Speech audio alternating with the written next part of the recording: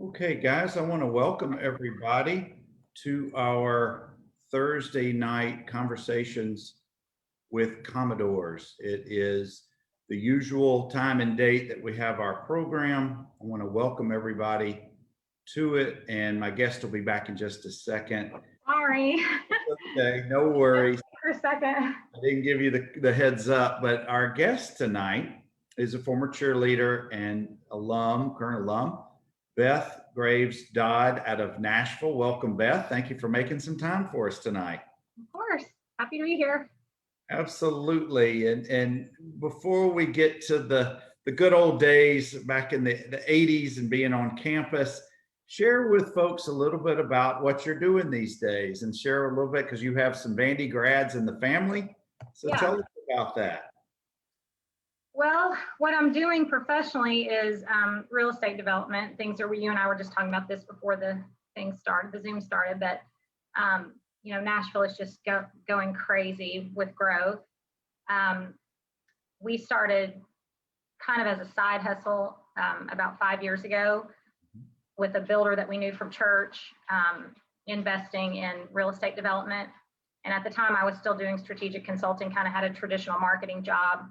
And then when COVID hit and pandemic came and so many changes were going on, it was just a good time to kind of pivot and go 100% into just development. So I probably have, anywhere from 10 to 14 houses in various stages of development. Takes a while to get them up and built and sold, but I do that. And then of course I have my real estate license. So I do just regular retail real estate as well. But my Vandy grads, we just had a really big year. Both of my sons graduated from Vanderbilt. So the one that went to Ole Miss, he was a 2020 Ole Miss grad. In fact, he graduated in my basement. They didn't walk and everything was virtual. So, and it was really hard for those 2020 grads to get in the job market, and everyone was struggling. And so he kind of turned it around and decided to go to Owen, which I went to Owen as well. But they have this new 1-year master marketing program, which is great. So he did that full time. So then he came out of that master marketing just in May of 21. And then his younger brother was coming out of his 4 years of undergrad, also in May of 2021. So we just had a huge party and we went on a big trip, and we got 2 kids off the payroll simultaneously. So, well, almost, but the younger one is still potentially going to law school, as I was telling you. But we did. It definitely deepened the Vanderbilt connections for sure.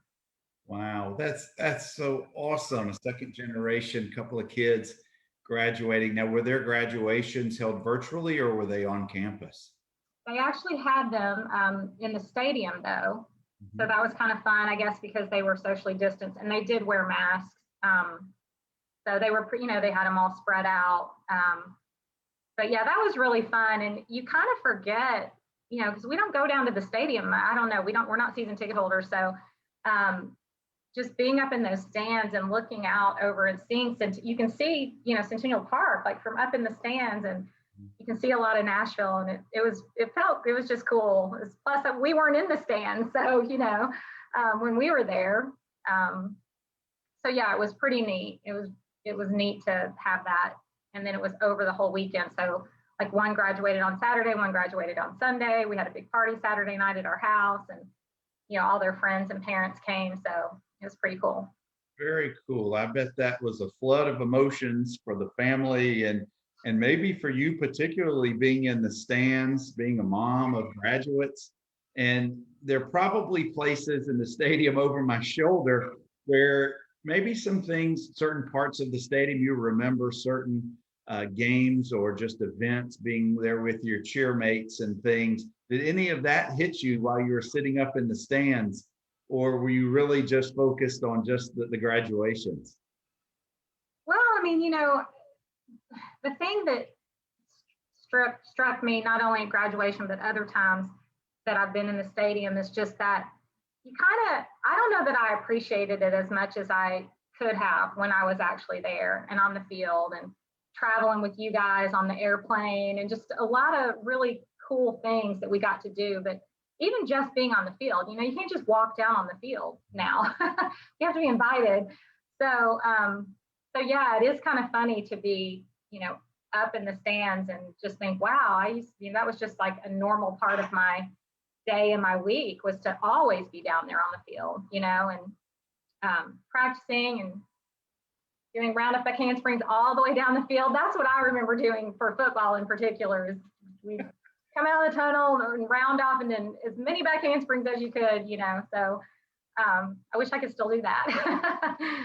Getting a little too old for that. For those of us who've never been able to do even one of those, we certainly appreciate the athleticism for you and your cheermates who were able to do that. Now, are your children of the age now, or maybe this has been going on a while, this is typical of parents, where they'll say, I used to cheer here, I used to play here, oh, I remember this. Do you get the eye rolls, or are they now repeating the stories back to you? No, Mom, that was wrong, this is actually what happened, kind of a thing?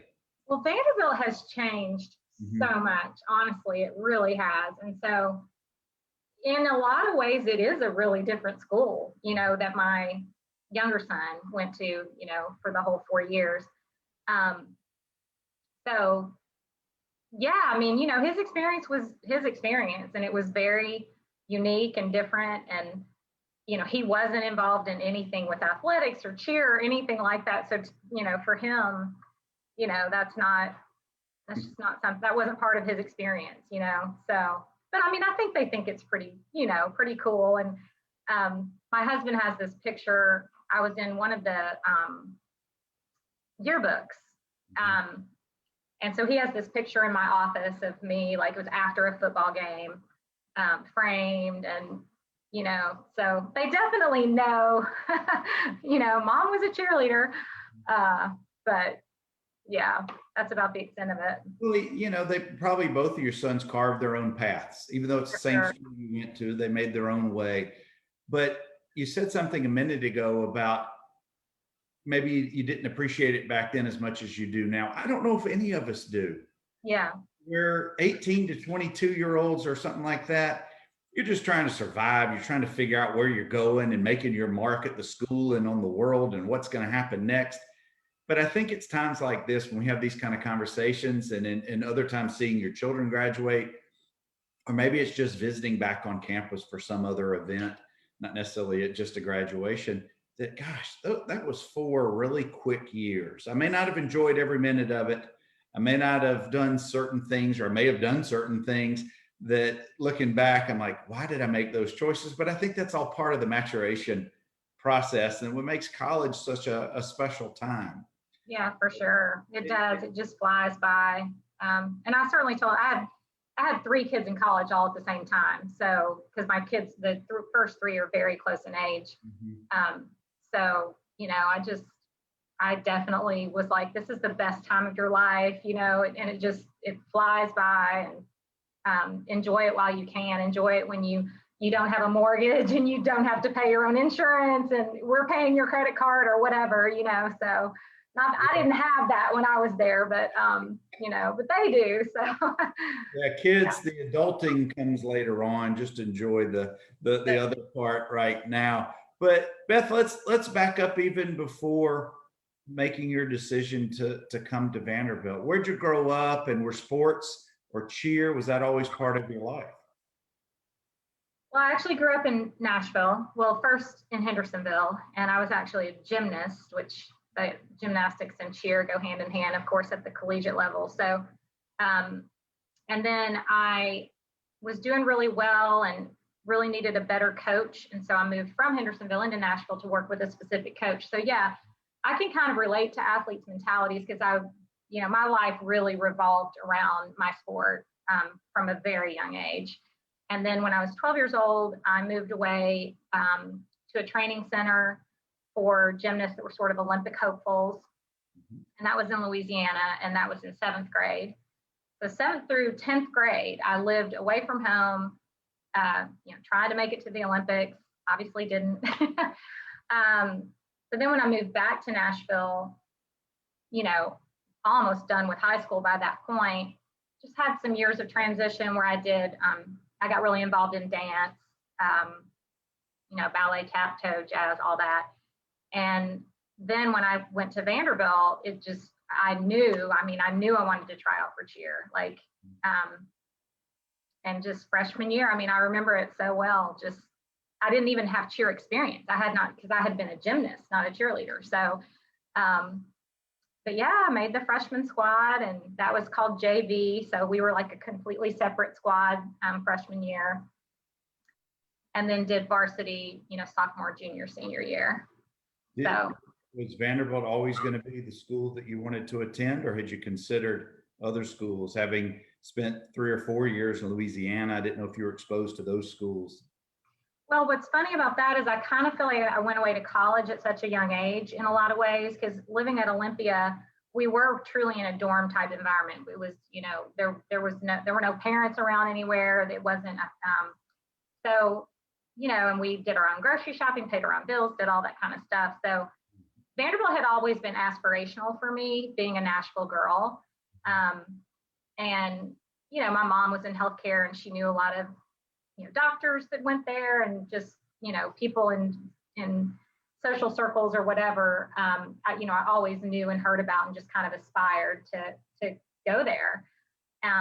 So funny enough, I didn't apply anywhere else, which you could never do that. You could never do that now. You were a one and done. Wow. Yeah. The only other school I considered for a hot minute was Swanee, which is so different. And oh my gosh, so glad I didn't go to Swanee. But anyway, you might as well have said, I don't know, Colorado State or some other. Yeah, that would not have. I would not have been happy there. But anyway, yeah. So yeah, that's kind of crazy that was the only place I applied to. And I think I did do early decision though, because I just knew, that's where I wanted to go. And which high school did you graduate from? McGavick, the big public high school. And then, but as you're getting into your second semester of your senior year of high school, and sometime during that time period, you learn, or you early decision, you're going to Vanderbilt. When did you decide, or maybe it was before that you wanted to try out for cheerleading?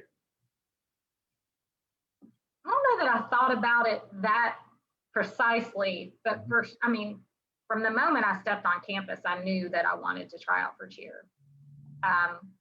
So yeah, and I think pretty early on, right within those orientation days and weeks or whatever, the cheerleaders were already having, come find out about cheer. And then we went, and of course, stunting, male, female stunting. I had never done it before, but because I was a gymnast, like it came pretty naturally to me. And then of course I was flipping and all that. So I think, I think they could see, the older people, like, oh, this girl might be pretty good. So, it was very, I felt pretty good about it. Like even from going to some of those initial kind of informational tryout type things, but yeah. Your story, I know Reverend Henry Beelan. He came in about the same time that you were there. I interviewed Henry a few months back, and his story is quite similar to yours. Excelled in a different sport entirely, and was discovered on campus. I hate to use this, had a certain special set of skills that really lend themselves to football. He walked out the football program, makes the team, and contributes for 4 years. And that's what I'm hearing is, I know you had that desire, but didn't have the background, but you had the sport you had developed. Now, I don't know if you remember this. Maybe you do. Maybe it's still very vivid. Do you remember going to the first tryouts, and do you remember who you met or any of that experience? Because this is fascinating to me.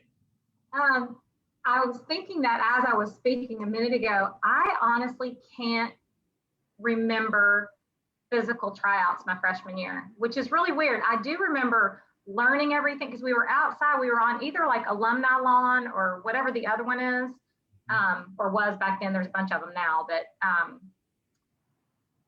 yeah, I just remember being kind of in between the dorms and learning what I had to learn, but I don't honestly remember actually trying out. Now, I do remember vividly tryouts in the later years because I also used to do a lot of the choreography, especially of the dances as I got older. So like I choreographed most of what we did my senior year, maybe part of my junior year. So then my senior year, I made up the dance that the girls had to do coming in for actually varsity cheer. Well, both, but for varsity cheer. And I remember that was in Memorial Gym. I remember the song was Push It, which I'm trying to think who that was. I'll have to Google it. But anyway, every time I hear that song to this day, I think of tryouts my senior year. Salt and pepper? Salt and pepper. Don't ask me why I know that. My son just told me he's sitting around the corner. Too young, I get credit. Oh, yeah. Was the choreography of the dance, was that from your gymnastics background or just love of music or a little bit of both? I mean, I've always just kind of had good rhythm and been a good dancer, but I did do real dance between gymnastics and cheer. So those 2 years, junior, senior year of high school, I did tap, jazz. We didn't really have such thing as hip hop at that point. Jazz, I guess, would have been. But yeah, I mean, I think that it always kind of came naturally to me, the dance part as well. And plus I love to choreograph. I love to, that's why I love TikTok. I'm 55 years old and I love TikTok. So we're going to get to that in a few minutes. Put that aside for just a minute. We're going to come back to TikTok. But let's talk about, when did it hit you? When did it dawn on you? When did you make that phone call home? I made the squad. I'm on JV or whatever it was in your freshman year. Do you have a recollection of, I made that, they picked me? I wish I did. I don't. Okay. I mean, I'm sure I was pumped, but yeah, no, I don't remember that very well. I remember I met like one of my best friends, Jackie. Mm-hmm. She was on my freshman, and then we cheered all 4 years together. So Jackie Boyles, her last name's Tenji now. She also went to Owen before I did. So like, I remember things like that. I remember meeting her right off the bat. And then she was like, first day friend and then 4-year friend. But yeah. Let's talk about going from gymnastics competitions and training for potentially the Olympics and the rigors of that versus your experience of learning cheers and how to be part of a team and doing the choreography. Were you able to bring any of that background? Not the athleticism part of it. Clearly that was there. I mean, really more the mental aspect and being part of a team. Did that translate for you? Yeah, I mean, honestly, Vanderbilt kids are so disciplined and so smart. I mean, I had everyone on our team was just, I mean, we had 3 female math majors that were cheerleaders. Mm-hmm. I mean, I used to look at Edie, Edie, I think you had her like hers and Julia's math books in the later year. I'm like, there's no numbers. How do you even, it was so beyond. I was like, how are you a math major? So yeah, like, I think everyone was very disciplined, and I think, because we did actually work hard. I mean, not like you guys, obviously, but, we worked out 6 days a week. We also did national championship, mm-hmm. or we at least tried every year to enter into the national championships it's called UCA, Universal Cheerleaders Association. And so we'd have to make choreography and for all of that, in addition to the game prep stuff that we did for you guys, and videotape it and submit it. So it kind of was a lot of pressure in that sense. It was very, compared to someone who goes off to college and they aren't involved in something that's that intense in terms of a time commitment. But I mean, I wouldn't have had it any other way. I Lord only knows what trouble I would have gotten into if I wasn't as busy as I was. I got into enough trouble as it was. But but yeah, I just think that we did work hard actually, both for preparing for games and trying to compete nationally and getting better. You know, we got a lot better over the 4 years I was there to just, a lot of talent came in, a lot of young, you know, girls that were great gymnasts and had cheer backgrounds and had like national competition in high school type cheer backgrounds and stuff like that. So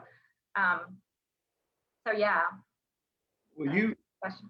and forgive me if this is not proper, but you're just kind of coming in from left field over here in the gymnastics world.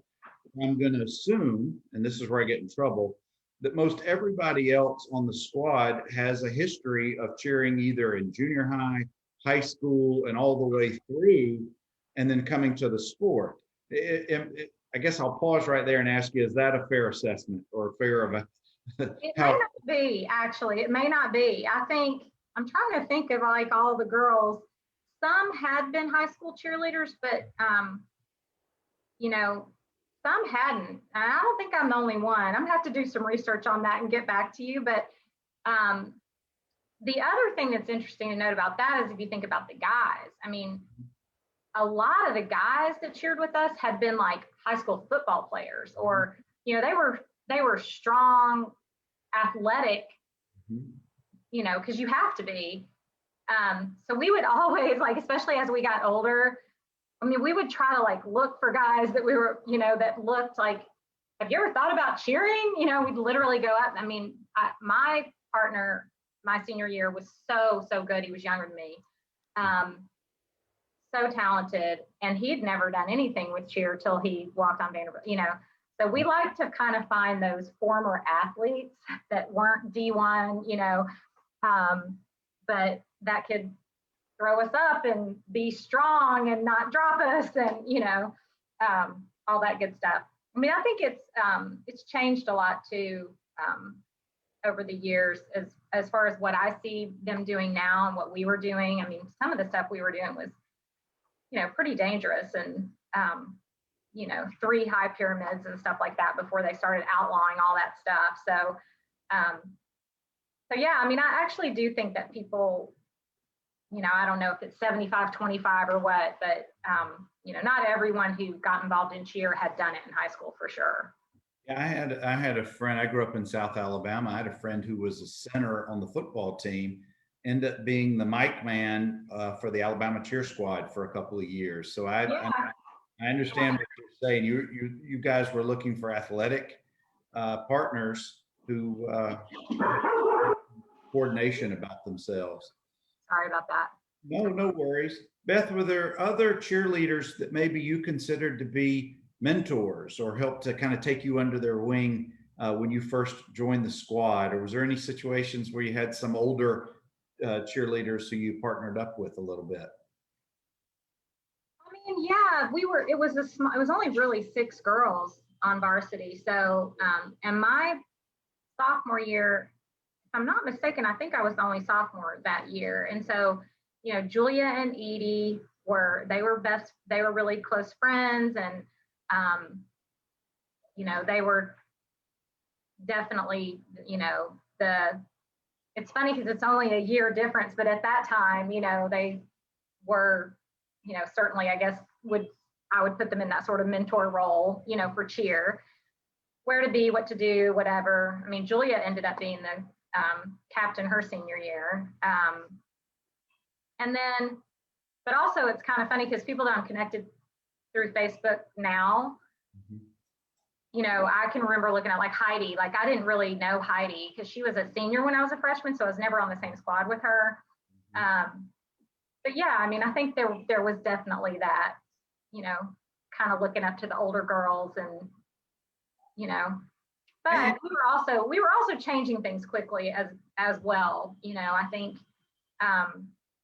you know, it got a lot more athletic even in the 4 years I was there.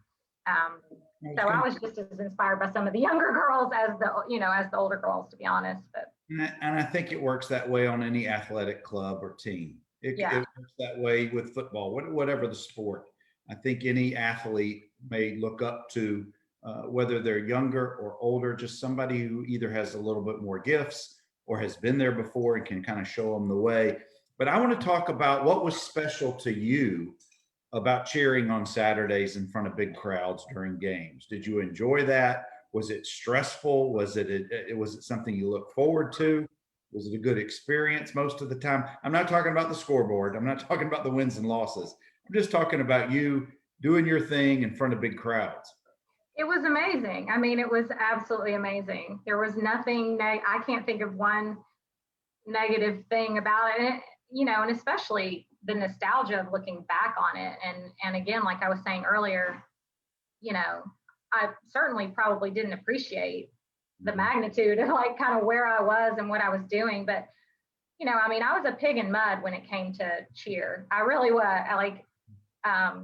I loved it. I could have, you know, we worked out 6 days a week. I could have done it more, you know, like, I really, really loved cheering. And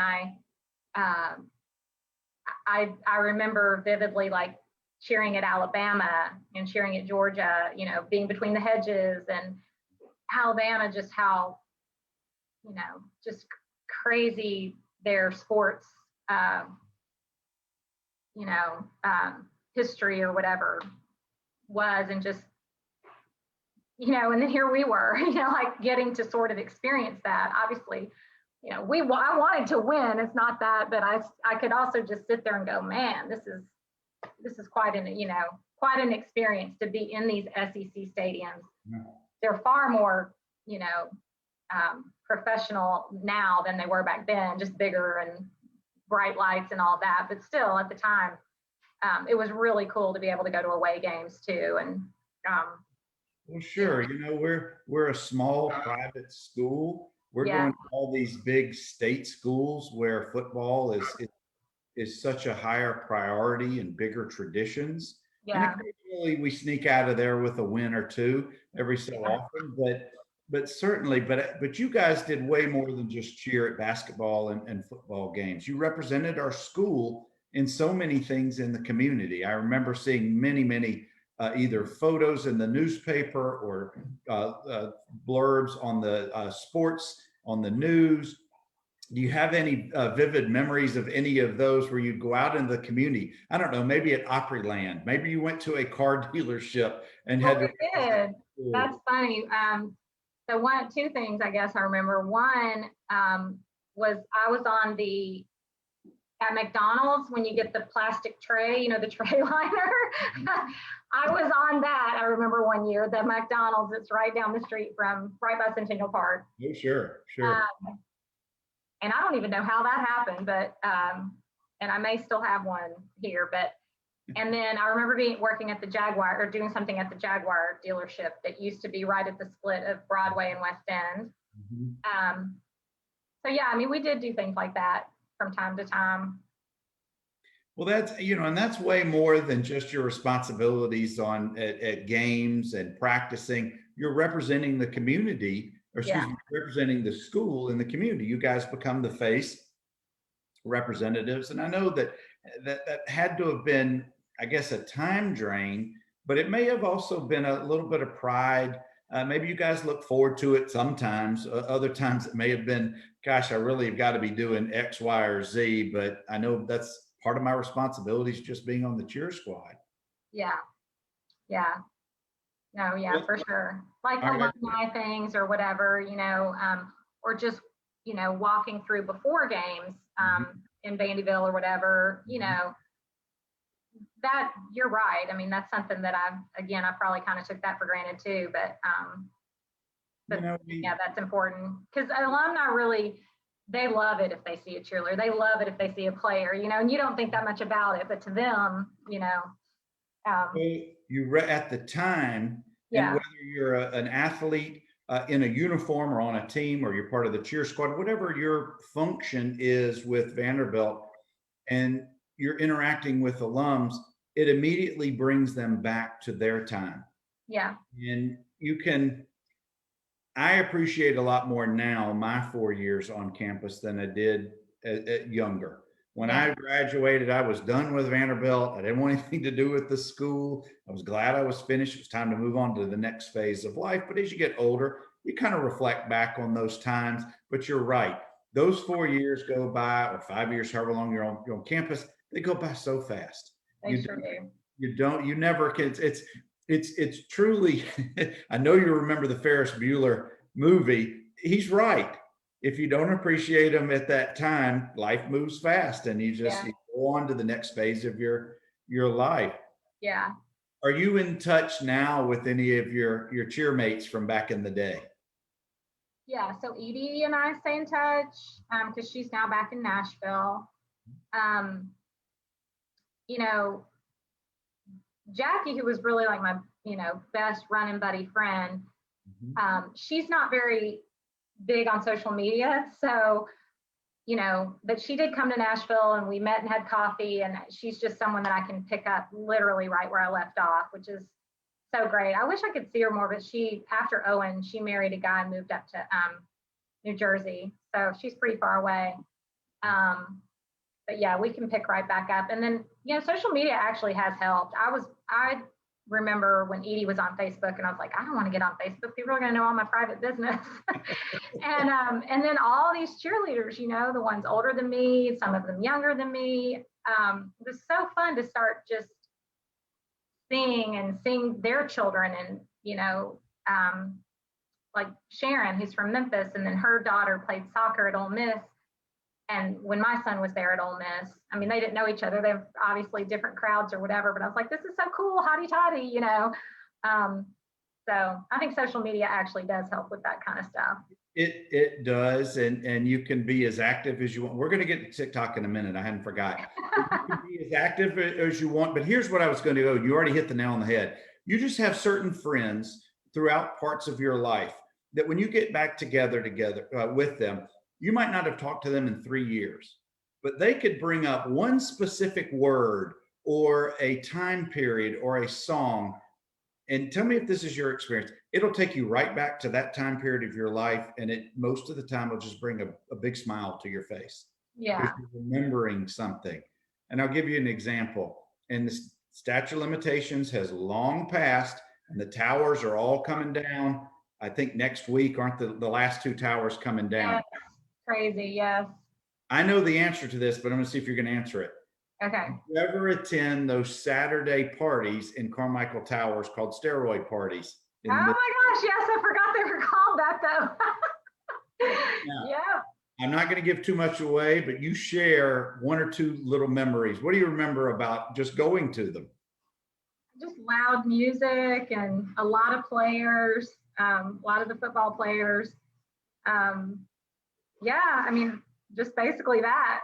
Well, how fun was it after a Saturday night basketball game at Memorial, after we've won a big game, because back then they won lots and lots of games. Yeah. Coming over to the towers and having those parties. Do you remember that? Yeah, for sure. So fun. And then I forgot the band that used to play in the street. It wasn't Tall Paul, because Tall Paul played at Jonesy's, and of course everyone remembers Tall Paul. But yeah, like that,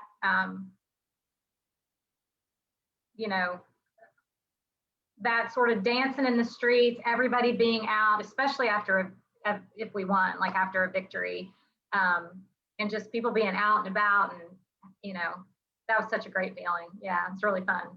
It was. It's looking back. It's a carefree time. Yeah. You're with your friends. You're enjoying a couple of hours, because the week is just such a packed week. Like you said, working out 6 days a week, carrying a full class load. You've got to be in certain places almost every day.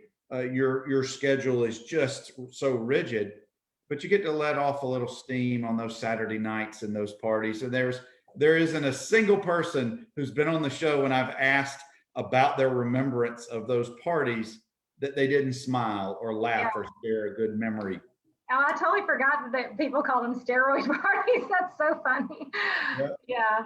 Well, let's talk about cheering for basketball games. That Memorial, for those of you who have never been, and I know that everybody who's watching this or will watch it from, if you're a Vanderbilt person, you've been there. The gym is so unique because it's raised up above the floor, and there's only a couple like it in the country.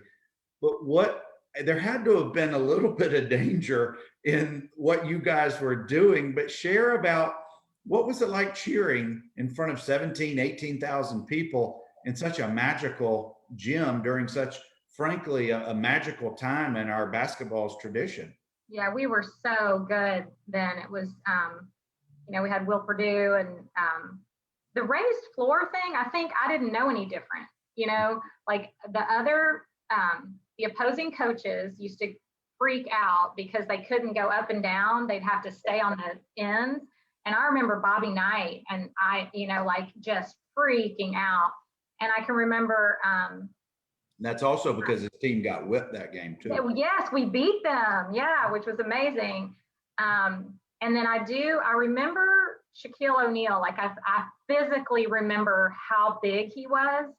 And I remember him in Memorial Gym and us being like very close to where they were. What are some of my other, well, of course we went to the Great Eight or Elite Eight or whatever they call it that year. So, we beat some really good teams. There's someone else I'm forgetting. I knew we beat IU, and then there was another one that. Thanks to Barry Goheen, we beat Louisville. We beat Georgia. He had some magical wins. But you may be thinking about beating Pitt away. Yeah, that was I remember that. Team. Yes. Barry hit another awesome. It seemed like there was someone else really big we beat to get to Pitt. That was an SEC team. I don't know if it was UK or was it KU? We didn't play KU, did we? I'll have to look. So, but if any of you guys watching, I'm sure that we've got some great memories out there. But yeah. I guess where I was going with the basketball with the gym raised, did it ever dawn on you guys how high up you were from the actual floor? And when you're doing the flips or whatever stunts you're doing, did that even phase you at all, being up on an elevated surface? Not at all. Not at all. Because, it really wasn't dangerous. We weren't like close to the edge. It may have looked that way or whatever. But yeah. And my friend Jackie that I was just talking about, we used to stand on each end and we do round up a hamstring back full and land at the same time. And that, oh God, I wish I could still do that. That was so fun. But no, there was never any fear. And again, we had really good guys. So, I never felt like I was going to get dropped or, whatever.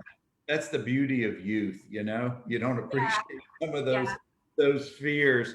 The basket tosses, though, I don't know if do you know what a basket toss is, where they throw you up in the air? It's two guys and they do their hands like this and you stand in their hands and then they throw you up. And that looked really cool in Memorial Gym because you're already elevated. So it looked like you were so high. But yeah, that was fun. Well, let's compare what you guys were doing back in the day with what you see now by way of athleticism. Are you seeing at least the basics of what you guys were doing? Like, before you answer, I'll tell you, the sport of football, any sport, bigger, faster, stronger athletes in every sport. The sport of the college sport today was the pros game 10 years ago. Right. When we were playing college back then, that's like junior high or high school now. It's so far advanced. Has the same thing evolved in the world of cheer? For sure. Yeah. Like even things like when girls do stunts now, partner stunts, they do a back handspring, land on their hands, and then the guy grabs them and throws them up from there. So like they're doing back handsprings into their stunts.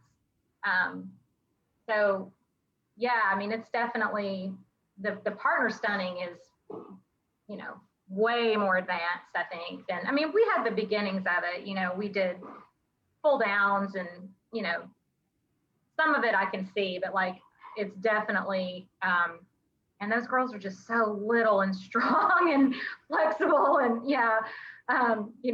super talented for sure. The really good ones. We have a close family friend here in town whose daughter cheers at UCF, and I've known her whole life. And she's nothing size. Yeah.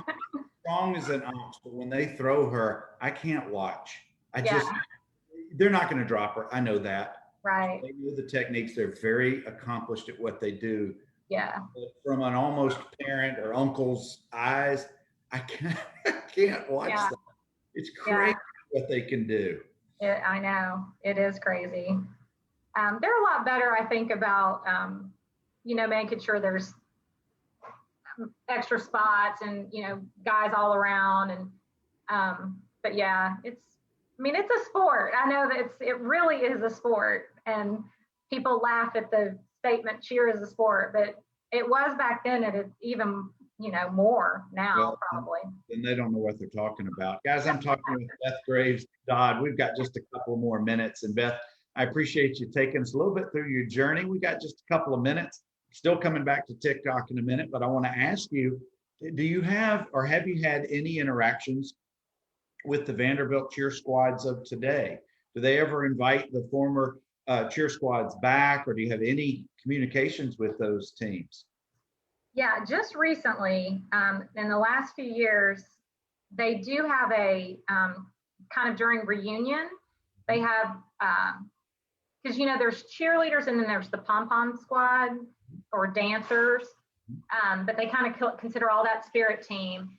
And they invite, so like I went with Edie one year. We went to McGugan, and they have just like kind of a meet and greet, and that was kind of fun because we met, Edie and I were also in the same sorority, and so we met a girl who had been a cheerleader who was younger than us that we didn't overlap with, who had also been a Kappa. So it was like Kappa cheerleader, and we got to go into the stadium.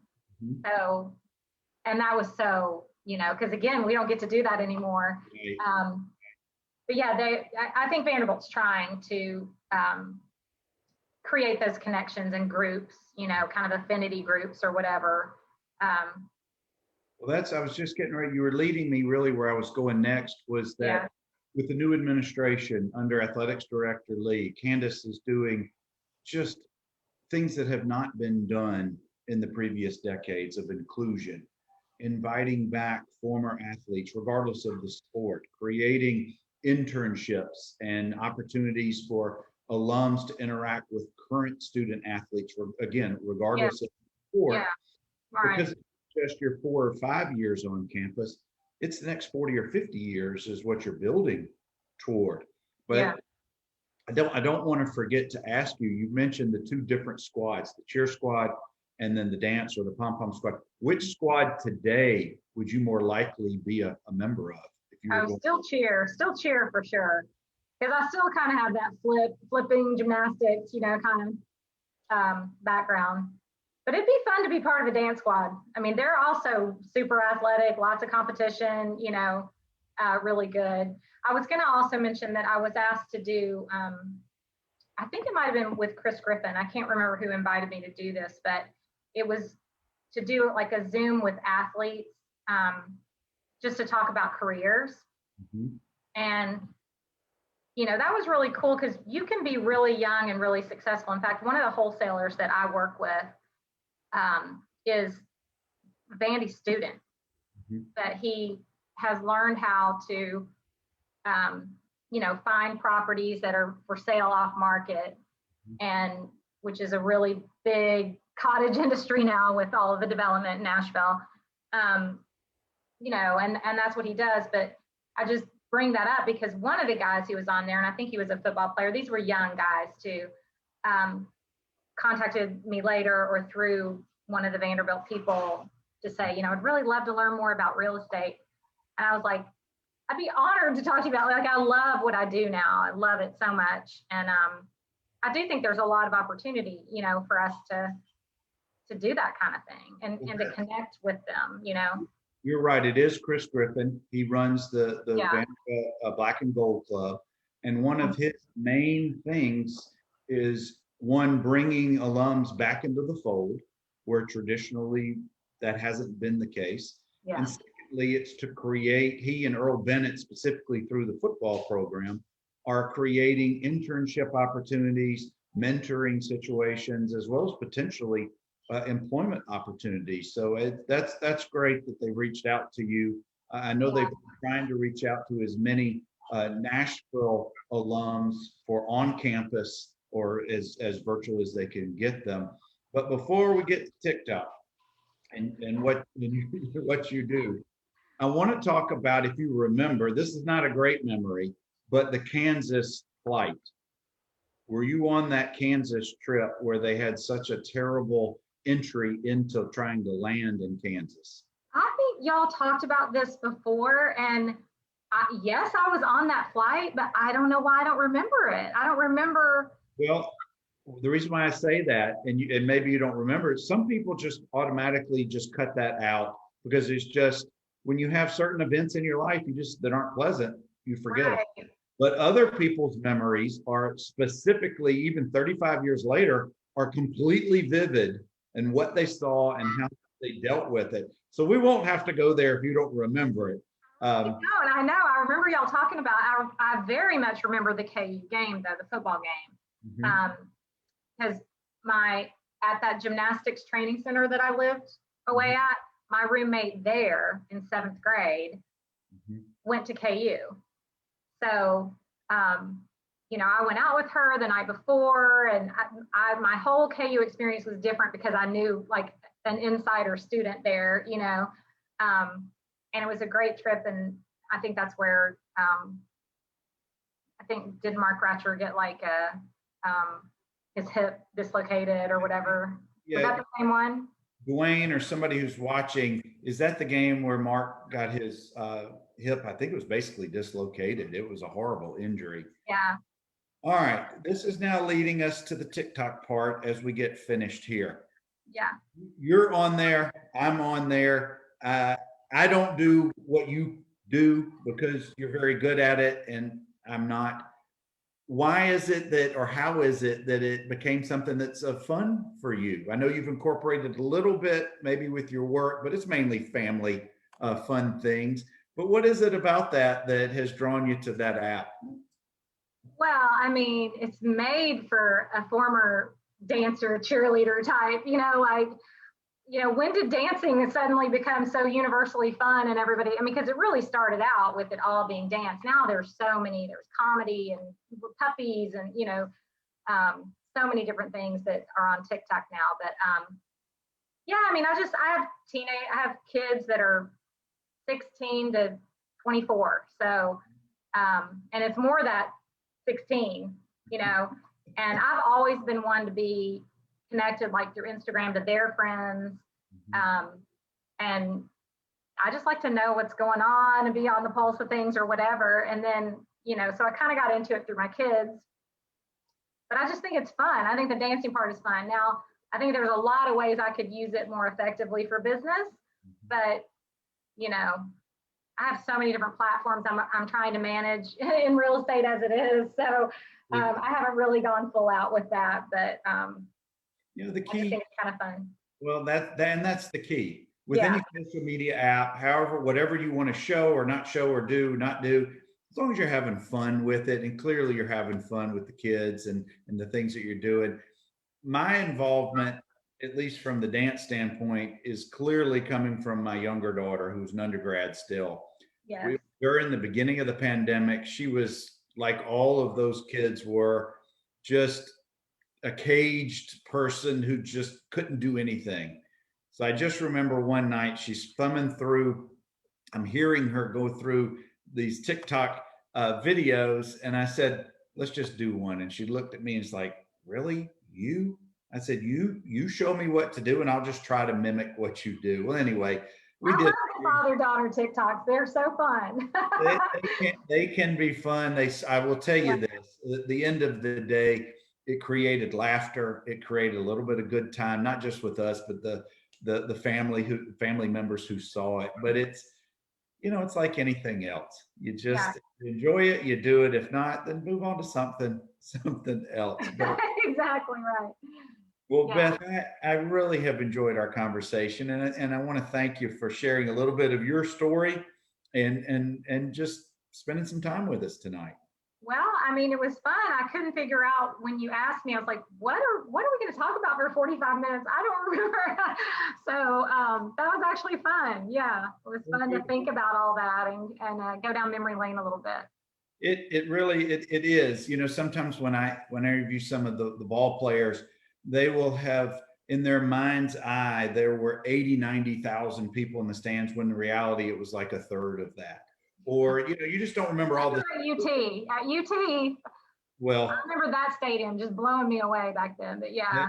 there certainly is that. But Beth, thank you again for spending some time. I hope our paths cross again, maybe this fall at a ball game. But thank you. Sure. All right. Well, thanks for having me.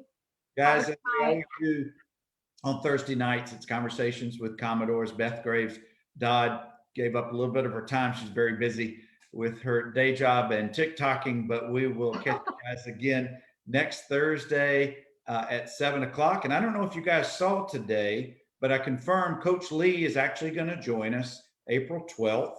And I'm so pleased we're going to spend some time with him on that night, even though fall football camp will have already started. He said he's got some time for us. I'm looking forward to that. You guys be safe, be well. As always, anchor down. Anchor down.